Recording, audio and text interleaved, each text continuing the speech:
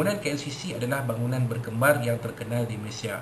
Ia adalah sebuah bangunan yang tersergam sejak sekian lama dan kewujudannya disebut-sebut oleh rakyat Malaysia. Namun sebelum bangunan ini ada, rakyat Malaysia tidak pernah kenal atau menyebut tentangnya. Setelah bangunan tersebut wujud, maka barulah rakyat Malaysia kenal atau menyebut tentangnya. Mudahnya, jika bangunan KLCC itu wujud, maka barulah ia dikatakan wujud. Sedangkan jika bangunan KLCC itu tiada, maka ia dikatakan tidak wujud.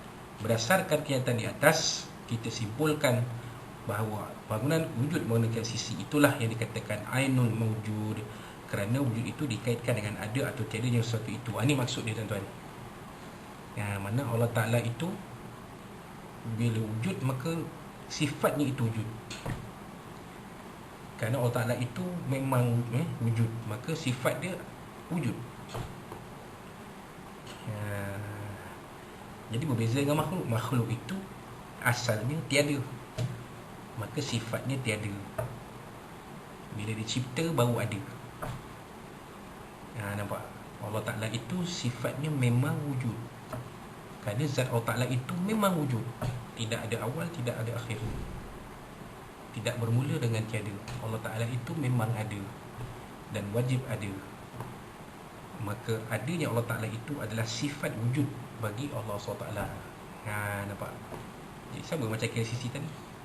Kalau tak ada, maka tak adalah KLCC. Bila dinaikkan, dibina, siap, baru ada KLCC.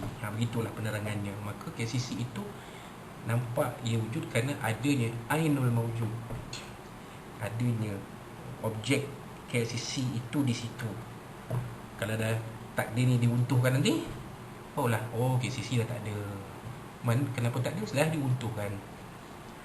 Macam juga kompleks penjara Pudu. Katanya tinggal hanya pintu gerbang saja depan, yang lain semua dah tak ada, sudah dirobohkan. Jadi yang ada hanya pintu gerbang saja. Penjara Pudu itu sendiri sudah tidak ada, kerana tiadanya ainul mawjud pada penjara Pudu itu. Yang ada pintu gerbang saja. Serupa macam kota Formosa, sama lah. Yang ada pintu gerbang ni. Di mana kota Formosa? Sudah tiada. Kerana kubu kota Formosa tu sudah diruntuhkan. Maka tak adalah kota Formosa. Yang ada tinggal gerbang kota sahaja. Itu jugalah disebahkan kepada Allah SWT. Baik. Manakala golongan yang kedua adalah terdiri daripada mereka yang mensabitkan keadaan al-hal bagi sifat wujud Allah SWT. Pandangan ini disandarkan kepada Imam Abu Mansur Al-Maturidi rahimahullah ta'ala dan juga Imam Ar-Razi. Jadi golongan kedua mengatakan bahawa mensabitkan keadaan hal bagi sifat wujud Allah Ta'ala. Allahu mawjudun. Mawjud itu khabar kepada Allah yang menjadi mubtada. Itu bahasa Arab. Allahu mawjud. Allah itu mubtada. Mubtada apa? Subjek.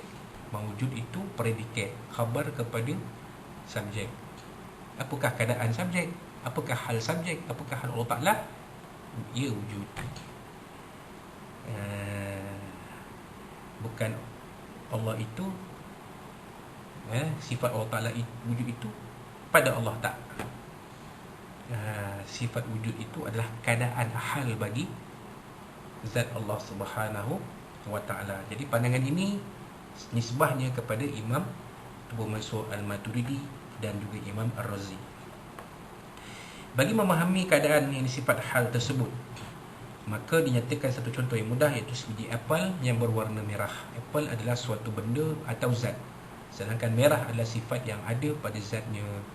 Maka keadaan merah yang ada pada sebiji apel itulah yang dikatakan sebagai keadaan itu hal. Berdasarkan pada contoh ini, dapat kita simpulkan bahawa keadaan hal itu adalah suatu ungkapan yang berada antara ada dengan tiada. Jadi maknanya mereka gunakan hujah. Contohnya apple itu merah, at-tufahu ahmar. Apple itu merah, tufah itu subjek, ahmar itu khabar, ini predikat. Tufah mubtada, subjek, ahmar khabar, ini predikat. Sifat bagi keadaan bagi apple. Apple itu merah. Kalau di jenis merah lah, tuan-tuan jangan terkeliru pula. Ada apple hijau, green apple ada. Tapi apple yang masak, yang betul-betul yang kebiasaan kita kenal, warnanya merah. Jadi warna merah itu adalah sifat bagi apple. Kalau kata apple itu oren, tak betul lah. Kerana oren itu bukan keadaan bagi apple. Oren itu keadaan bagi oren, buah oren. Macam kalau bahasa Jepun, apple itu ringo. Kalau oren itu mikan. Jadi ada satu watak dalam drama ni namanya mikan. Bila Pak Din, bila Pak Kodi pergi cari mikan di Jepun, sebut mikan, orang sana keliru, kata mikan cara oren buat puan, bukan sini tak ada oren, sana ada oren. Yang mikan yang dicari itu ialah seorang manusia, seorang wanita Jepun namanya mikan. Jadi mikan itu oren.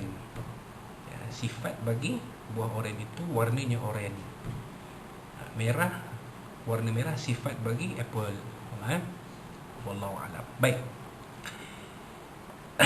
Berdasarkan contoh ini dapat kita simpulkan bahawa keadaan hal itu adalah suatu ungkapan yang berada antara ada dengan tiada. Sebagaimana didefinisikan oleh ulama usuluddin, ma yakunu wasitatun bainal mawjudi wal ma'dum wa huwa ahqtu darajatan minal mawjudi wa a'la darajatan min kulli minal amri al-i'tibari wal ma'dum. Maksudnya keadaan ini, hal itu adalah sesuatu yang berada di antara ada dan tiada. Ia lebih rendah daripada sesuatu yang ada, namun lebih tinggi kedudukannya di setiap sesuatu daripada perkara sekadar diiktibarkan oleh akal, al-amru al-i'tibari, dan sesuatu yang tiada, al-ma'dum, pada hakikatnya. Jadi hal ni, keadaan hal ni dia boleh jadi ada, boleh jadi tak ada. Kenapa? Kerana contoh macam apple tadi, atufahu ahmar, apple itu merah. Ada apple yang hijau, tak mesti apple itu merah, ada apple hijau. Kalau apple tu belum masak, color dia hijau. Macam oren juga, kalau buah oren itu color dia hijau, dia belum masak, muda. Bila dah masak, baru dia keluar color oren. Jadi sifat itu boleh, keadaan itu boleh jadi ada, boleh jadi tak ada. Wallahu a'lam. Dalam kalangan ulama usuluddin ada juga yang mengekalkan zahir perkataan Imam Abu Hasan Al-Asy'ari tanpa ditakwilkan. Mereka beranggapan bersifat wujud menurut Imam Abu Hasan Al-Asy'ari adalah satu sifat pada hakikatnya, namun bukan pada zahirnya. Hal ini adalah kerana secara lafaz di setiap yang ada itu al-wujud itu boleh dikatakan sebagai sesuatu yang mawjud. Maka sesuatu yang mawjud itu sah dikatakan sebagai sifat, sebagaimana sah dikatakan Allah SWT itu Maha mengetahui, al-alim, kerana terdapat persamaan antara keduanya, al-mawjudul alim, dari sudut kata sifat, al-wasfu. Itu dia. Dia ada ulama usuluddin yang menerima pendapat Abu Hasan Asy'ari ini. Mereka mengatakan seperti mana yang kita baca tadilah. Yang dikatakan Allah itu wujud, sifat Allah itu ada pada Allah. Itu adalah pada hakikat, tapi bukan pada zahir. Sebab itulah Allah Ta'ala kita tak boleh lihat. Adakah Allah Ta'ala itu tidak wujud? Kerana kita tak melihat Allah Ta'ala, zat Allah Ta'ala kita tak boleh tengok. Adakah Allah Ta'ala itu tidak wujud? Tidak. Sebenarnya Allah Ta'ala itu wujud. Pada hakikatnya Allah Ta'ala itu wujud. Walaupun zahirnya kita lihat, semua kita tak pernah melihat zat Allah SWT. Tapi Allah Ta'ala, kita ada keyakinan bahawa Allah Ta'ala itu sifatnya wujud. Wajib ia ada sifat wujud. Apa dalilnya? Kata ulama-ulama ilmu tauhid zaman-zaman yang silam, apa bukti Allah Ta'ala itu sifatnya wujud? Adanya alam ini sebagai makhluk yang diciptakan Allah SWT. Kalau Allah Ta'ala itu tidak wujud, maka tak adalah alam ni. Begitulah kira-kiranya. Wallahu a'lam. Hal ini berdasarkan pada keterangan Imam Al-Baijuri, wa qad ikhtalafa al-ulama'u fi fahmil muradi min ibaratil Asy'ari. Sebenarnya ulama telah berbeza pandangan dalam memahami maksud daripada ungkapan Imam Al-Asy'ari. Fa ba'dhum abqa